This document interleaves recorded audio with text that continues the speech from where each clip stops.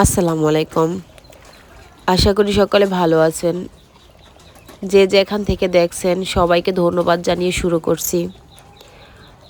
চীনা হাঁস লালন পালন করা, আমরা চীনা হাঁস লালন পালন করি সবাই আমরা জানি, ম্যাক্সিমাম সবাই জানি চীনা হাঁসের রোগ মাত্র দুটা।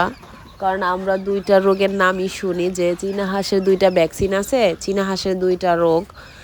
আসলে চীনা হাঁসের দুইটা না, চীনা হাঁসের অনেক রোগ আছে যেগুলা আমরা চীনা হাঁস লালন পালন করতে করতে করতে বুঝতে পারবো যে আসলে চীনা হাঁসের কয়টা রোগ আছে বা চীনা হাঁস কী কী রোগে আক্রান্ত হয়। চীনা হাঁস নানা রকম রোগে আক্রান্ত হতে পারে। শুধু যে চীনা হাঁসের দুইটা রোগ হয় আমরা জানি যে ডাক প্লে বা ডাক কলেরা, এই দুইটা রোগ চীনা হাঁসের সাধারণত হয়ে থাকে। আর হয়তো কোনো রোগে চীনা হাঁসের নাই। আসলে বিষয়টা এরকম না। চীনা হাঁসের অনেক রোগের লক্ষণ আছে যেগুলা চীনা হাঁসের হইয়া থাকে। আপনারা যদি দেখা যাইতেছে দীর্ঘ সময় চীনা হাঁস লালন পালন করতে যান তাহলে নানা রকম রোগের সম্মুখীন হবেন। এই জন্য আজকের এই ভিডিওটা নিয়ে আসলাম যে চীনা হাঁসের কি কি লক্ষণ দেখা দেয় রোগের। আপনারা আমার সারা ভিডিওটা দেখলে আপনারা জানতে পারবেন চীনা হাঁসের কি কি রোগ আছে, কি কি রোগ দেখা দেয়। আর আরেকটা বিষয়, আপনারা কে কোন জায়গা থেকে আমার এই ভিডিওটা দেখতেছেন কমেন্টে জানাবেন, যাতে আমি আপনাদের ভিডিও দিতে আগ্রহী হই। চীনা হাঁসের রোগ দুইটা নয়, চীনা হাঁসের নানা রকম রোগ আছে। তার মধ্যে প্রথমত চীনা হাঁসের ঠান্ডা লাগতে পারে।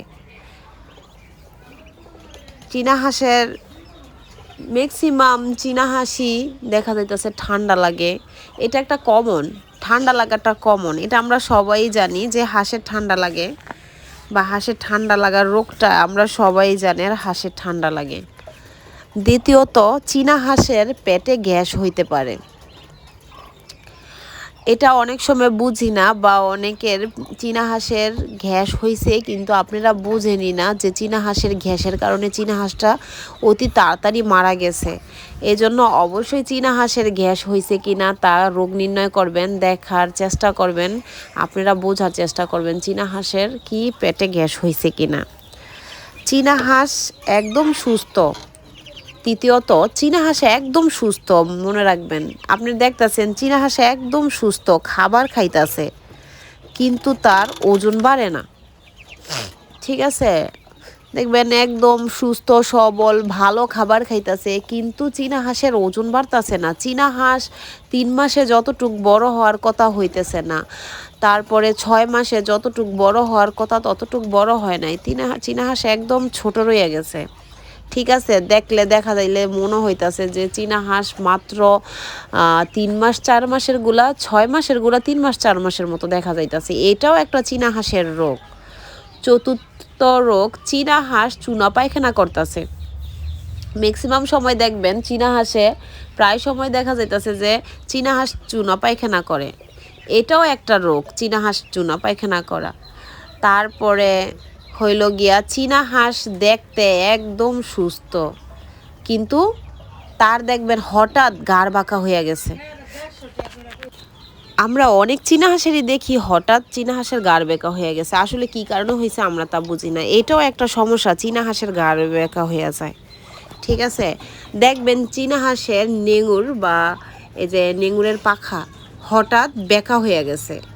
ঠিক আছে, এইটাও একটা কমন রোগ যে চীনা হাঁসের লেঞ্জার পাখা বেঁকা হয়ে গেছে। ঠিক আছে, এটাও একটা রোগ। দেখবেন আপনারা চীনা হাঁসের হঠাৎ চীনা হাঁসের পাখা, ওই নেঙুরের পাখা বেঁকা। অনেক হাঁস আছে ডিম পাড়ে কিন্তু অনেক কম ডিম পাড়ে, এটাও কিন্তু একটা সমস্যা চীনা হাঁসের। যেমন অনেকের হাঁসে বেলে 7টা ডিম পারে, 8টা ডিম পারে, এটা অনেক বড় একটা সমস্যা। কারণ 5, 6টা, 7টা ডিম পারলে এটা ধরা যায় না যে চীনা হাঁসের ডিম পারছে। ঠিক আছে, চীনা হাঁসের ডিম পারলো কিন্তু অনেক কম ডিম পারলো, এটাও একটা সমস্যা। তারপর চীনা হাঁসে কোচে বসছে, ঠিক আছে, কিন্তু ডিম খাইয়া ফেলাই, এটা একটা বড় সমস্যা। যারা চীনা হাঁস অনেক দিন যাবত পারবেন লালন পালন করবেন, দেখবেন তারা এইটার সম্মুখীন হইবেনই যে চীনা হাঁসে ডিম খেয়ে ফেলাইতেছে। ঠিক আছে, এইটাও একটা রোগ, এইটাও একটা বড় সমস্যা।